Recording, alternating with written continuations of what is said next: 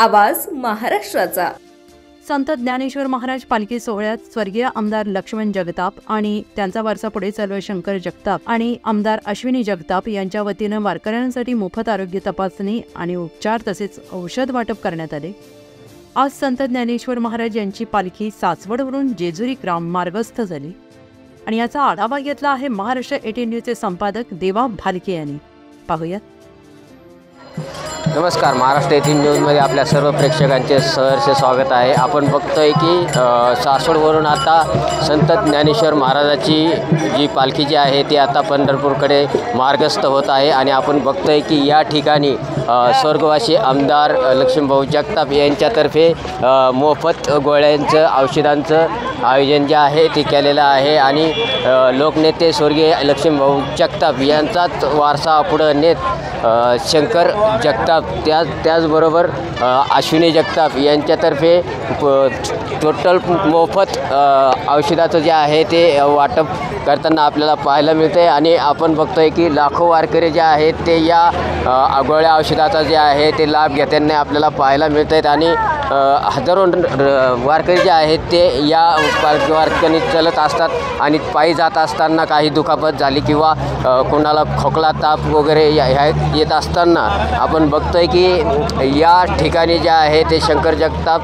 तसेच आमदार अश्विनी जगताप यांच्या तर्फे जे आहे ते मोफत गोळ्याचं आयोजन केलं जातं। लगभग किती दिवसापासून याचं आयोजन केलं जातं? गेले 3 वर्ष लोकनेते लक्ष्मणभाऊ जगताप आणि मित्रपरिवाराच्या वतीनं या सेवेचं आयोजन केलं जातं।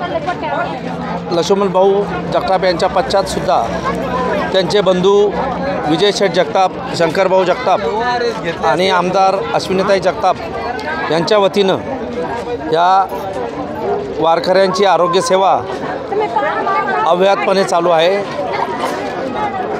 या वारकऱ्यांना चांगलं आयुष्य लाभावं, त्यांना होणाऱ्या वेदना, वारीमध्ये होणारा त्रास कमी व्हावा यासाठी शंकरभाऊ जगताप, विजूशेठ जगताप यांच्या वतीनं सर्व वारकऱ्यांना ही सेवा पुणे ते पंढरपूर दोन्ही पालख्यांना, ज्ञानेश्वर माऊली यांची पालखी, जगद्गुरू संत तुकाराम महाराज यांच्या पालखीसाठी याच पद्धतीने अशीच आरोग्यसेवा शंकरभाऊ जगताप आणि विजूशेठ जगताप यांच्या वतीने पुरवली जाते। 2 दिवसात साधारणतः 70 ते 80 हजार लोकांनी या सेवेचा लाभ घेतलेला असेल। पहिल्या दिवशी ज्या दिवशी प्रस्थान झालं देहूमधून त्या दिवशी, तसेच आळंदीमधून माऊलींचे पालखीचे प्रस्थान झाले त्या दिवशी हा मेडिकल कॅम्प त्या ठिकाणी लावण्यात आला होता। आता आज आपण पाहत आहात बेलसर फाटा जेजुरीच्या अलीकडे 4 किलोमीटर या ठिकाणी वारकऱ्यांना आरोग्यसेवा आम्ही देत आहोत। आमच्याबरोबर 7 ते 8 डॉक्टर असतात, पॅरामेडिकलचा स्टाफ असतो। ही सेवा साधारणतः सकाळी 9 ते संध्याकाळी 10 ते 11 वाजेपर्यंत चालू असते आणि ही सेवा आम्ही पुणे ते पंढरपूर जिथे माऊलींच्या पालखीचा मुक्काम असतो या ठिकाणी आमचाही आरोग्यवारीचा मुक्काम असतो। या वारकऱ्यांच्या वेदना कमी व्हाव्यात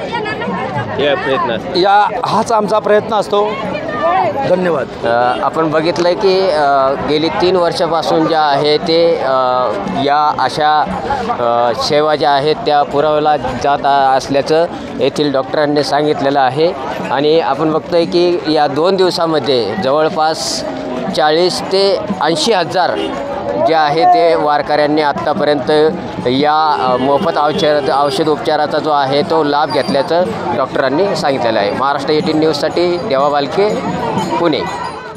पुणे तसेच पिंपरी चिंचवड आणि महाराष्ट्रातील महत्त्वाच्या आणि ताज्या बातम्या पाहण्यासाठी महाराष्ट्र 18 न्यूज चॅनलला यूट्यूबवर सबस्क्राईब करा आणि बेल आयकॉन प्रेस करा।